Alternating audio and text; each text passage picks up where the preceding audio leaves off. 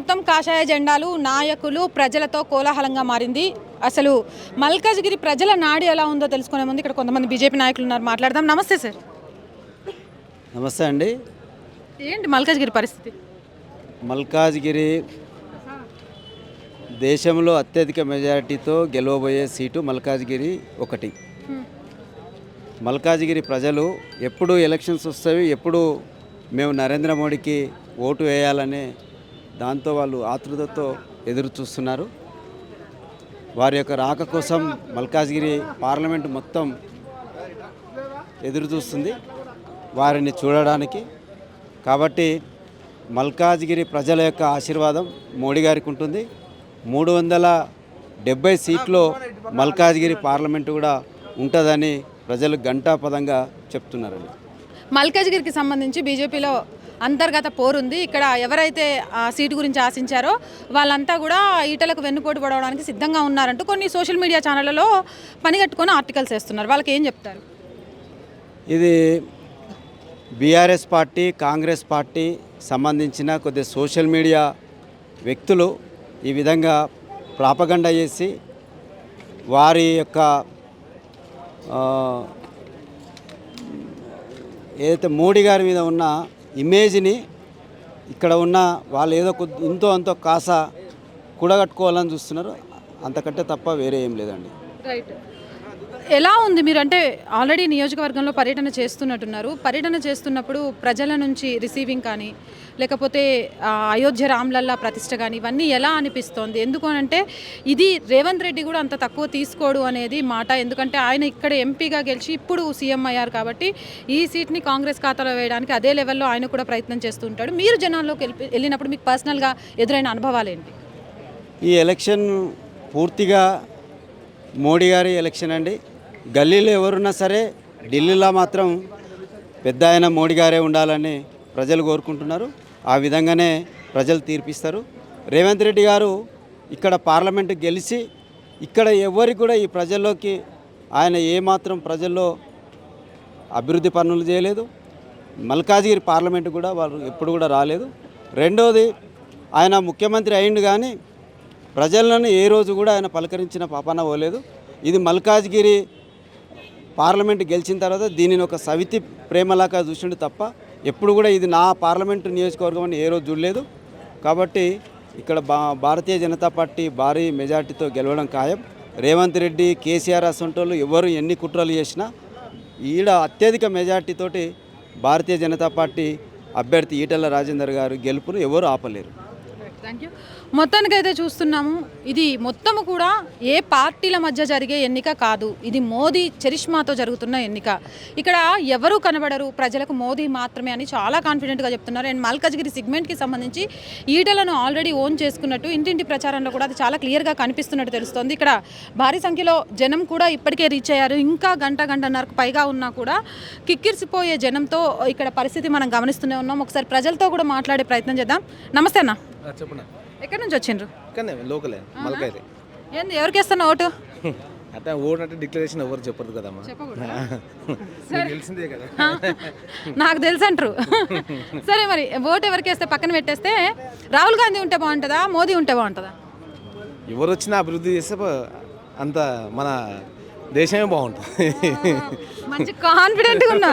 మరి ఎవరు వచ్చినా అంటే ఇంత దూరం అంటే మోదీని చూడడానికి ఈటెల రాజేందర్ గారితో కూడా మాకు కొంచెం ఇది ఉంది కాబట్టి ఏంటంటే ఫేవర్. ఇప్పుడు ఎందుకంటే ఇప్పుడు మనకు ఇంతకుముందు రేవంత్ రెడ్డి గారు ఉండే, ఇప్పుడు లేరు.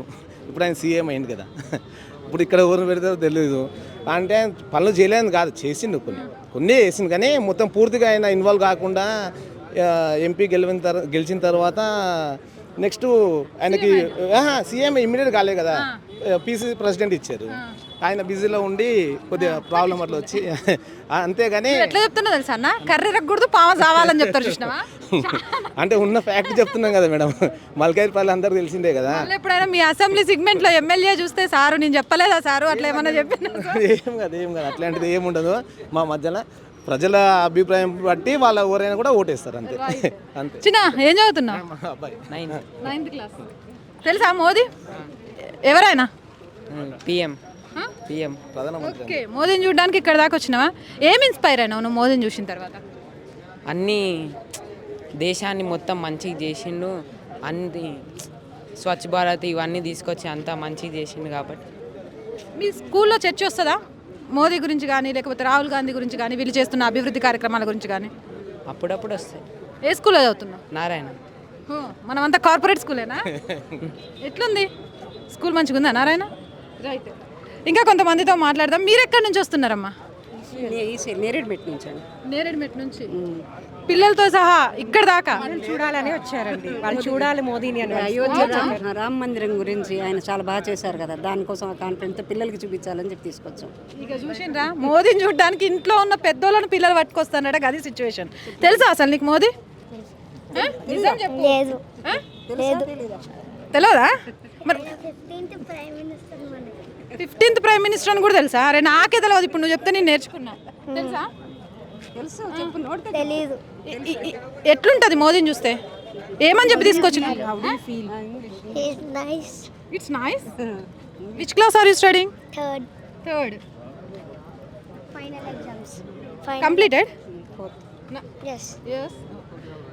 నీ పేరు? Srikruti. శ్రీకృతి. నువ్వేం చదువుతున్నావు? 7th. 7th క్లాస్ చదివే నువ్వు, 3rd క్లాస్ చదివే మీ తమ్ముడు మీ ఇంట్లో వాళ్ళని గుంజుకొచ్చిండ్రా మోదీ కోసం. ఎందుకు?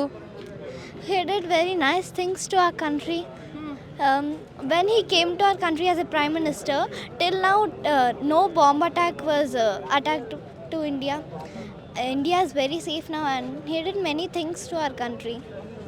It would be nice if he was our next prime minister. What's your feeling now? I'm very excited and proud that I am here to see prime minister. How much excited? We can't say it. We can't measure that. So we can't. Right. మీకు ఎలా అనిపిస్తుంది పిల్లలు రామ మందిరం గురించి తెలుసుకోవడం? అంటే నేను చాలా ఎగ్జైట్గా ఫీల్ అవుతున్నా. అంటే బీజేపీ అధికారంలో వచ్చిన తర్వాత బాంబ్ బ్లాస్ట్లు జరగలేదు, ఉగ్రవాద దాడులు ఇవ్వనేది ఈరోజు పిల్లలకు కూడా తెలిసేదాకా వెళ్ళింది. అంటే వినడానికి చాలా బాగా అనిపిస్తుంది. మీకేమనిపిస్తుంది? చాలా హ్యాపీగా ఉంది మ్యామ్. రియల్లీ చెప్పాలంటే మా ఫ్యామిలీ పిల్లలు కూడా సపోర్ట్ అదే ఉంది. ఆయన వచ్చిందే మళ్ళీ బాగా జరుగుతుంది అని we feel very proud of that. Okay. Etela రాజేందర్కి సంబంధించి మీరు ఎలాగో ఈ లోక్సభ సెగ్మెంట్ కిందకే వస్తారు కదా, ఎలా ఉంది టాక్? బీజేపీని గెలిపించుకుంటామంటున్నారా? ఏమంటున్నారు? అది కాంట్రవర్సీ అవుతుందేమో చెప్తే. పర్లేదు. ఏమో మ్యామ్, అది తెలియదు. బికాస్ టీఆర్ఎస్ నుంచి ఇటు వస్తున్నారు, తెలియదు అది. రైట్. సరే, ఈటల రాజేందర్ గురించి చెప్పాలంటే ఈ లోక్సభ సెగ్మెంట్లో ఉన్నారు కాబట్టి కొంచెం కాంట్రవర్సీ అవుతుందని భయపడ్డా. ఎట్టి పరిస్థితుల్లో మోదీని చూడడానికి పిల్లలు తీసుకొస్తూ, పిల్లలు కూడా మోదీ వచ్చినాక ఏం జరుగుతోందని ప్రతిపక్షాలు అడుగుతుంటే మోదీ వచ్చినాక ఏం జరిగిందో అని చిన్న పిల్లలు 7th క్లాస్ పిల్లలు చెప్పే స్థాయికి ఈరోజు వెళ్ళింది. అంటే మోదీ చరిష్మా భారతదేశ వ్యాప్తంగా ఏ విధంగా ఉందో తెలుసుకోవచ్చు.